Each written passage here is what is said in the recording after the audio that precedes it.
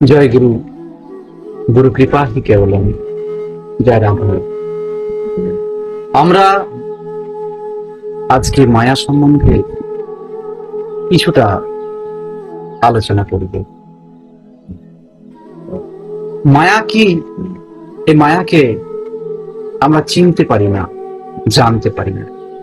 কিভাবে আমাদের মধ্যে মায়া কাজ করছে।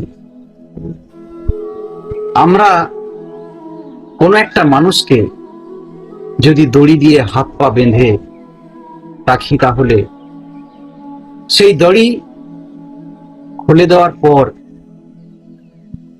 সে বন্ধন থেকে মুক্ত হয়।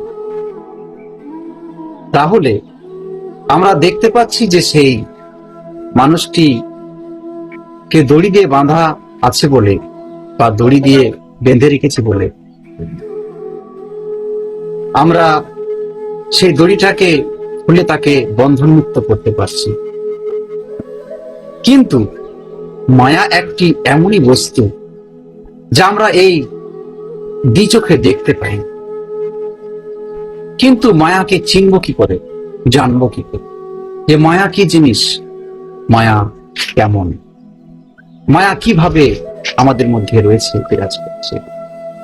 আমার গুরুদেব একটা উপমা দিতেন, মায়া এমন ভাবেই আমাদের মধ্যে জড়িত রয়েছে যেমন একটা মাকড়সা, সে নিজে জাল বিস্তার করে তার আহার ধরার জন্য।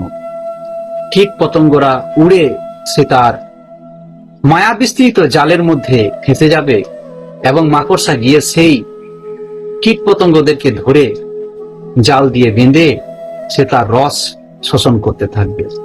তদ্রূপ আমাদের মধ্যে সর্বত্রই প্রত্যেকটা এই জগতের প্রত্যেকটা স্থানে, প্রত্যেকটা ব্যক্তির মধ্যে, প্রত্যেকটা বস্তুর মধ্যে, প্রত্যেকটা পদার্থের মধ্যে এমন ভাবেই মায়া বিস্তারিত আছে যে আমরা এই দ্বিচক্ষুর দ্বারা দেখে বুঝতে পারি না, চিনতে পারি না মায়া কি জিনিস। তাহলে আমরা জানবো কি করে মায়া কি জিনিস? মায়া আমাদেরকে আমাদের হিত করে না অহিত করে। তাই মায়া এমনই একটা বস্তু যে কিনা আমাদেরকে সেই মায়াজালে ফাঁসিয়ে আমাদেরকে সর্বত্রই পাপগ্রাসী করছে। অতএব মায়া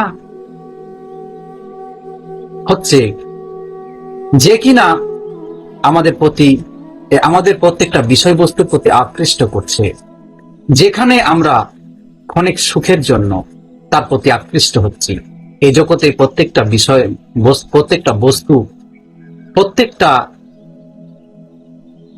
পদার্থ বা ব্যক্তি হোক না কেন, এ জগতে সবকিছু নাশবান, বিনাশশীল। আর যেটাই নাশবান, বিনাশশীল, অস্থায়ী, সেটাই মায়া। দ্বিচক্ষে আমরা যা দেখছি সেটাই মায়া। এই মায়ার প্রতি যত আমরা আকৃষ্ট হব, এই মায়ার প্রতি যত আমরা তার প্রতি আসক্ত হব, তাকে পাওয়ার চেষ্টা করব, যে কোনো বিষয় হোক, যে কোনো বস্তু হোক, যে কোনো পদার্থ হোক না কেন, যে কোনো ব্যক্তির প্রতি আমরা যতটা আসক্ত হব, সেখান থেকে আমরা ততটাই পরিমাণে কষ্ট পাবো। কারণ যার প্রতি মানুষ যত আসক্ত, সেখান থেকে ততটা পরিমাণে ব্যথা উপভোগ করবে। এ জগতে স্ত্রী, পুত্র, আত্মীয় স্বজন, পাড়া প্রতিবেশী, এই সকল ব্যক্তিরা বা তাদেরকে আমরা আপনজন মনে করি, কিন্তু আমরা তাদেরকে নিয়ে কতটা সুখী, কতটা শান্তিময়, এটা ভাবার বিষয়। যে এই জগতের মানুষ, তাদেরকে আমরা আপন মনে করি, তাকে আমি সর্বস্ব মনে করি।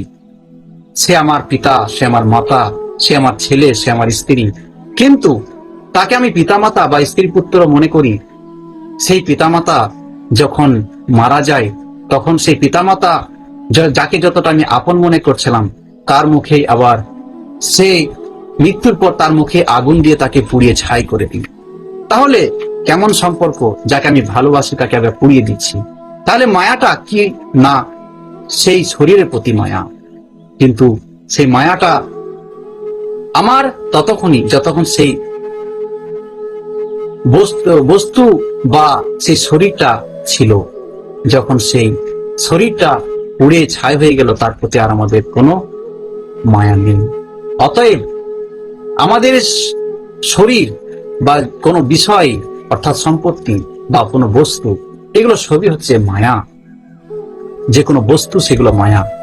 এগুলো এগুলো এই জগতে যা ক্ষণস্থায়ী, যেগুলো বিনাশশীল, যেগুলো অস্থায়ী, সেগুলোই হচ্ছে মায়া। আর এগুলোর প্রতি যতটা আমাদের আসক্ত, সেটাকে পাওয়ার যত কামনা, যত বাসনা, সেটাতে আমাদের যখন হারিয়ে ফেলি বা হারানোর ভয়, সেটা হচ্ছে আমাদের কষ্ট বা মায়া। সেই মায়া থেকে উত্তীর্ণ হতে গেলে একমাত্র সৎ সঙ্গ, সাধু সঙ্গ, শাস্ত্র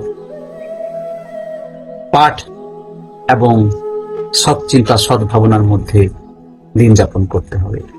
জয় গুরু, গুরু কৃপা হি কেবলম। জয় রাধে।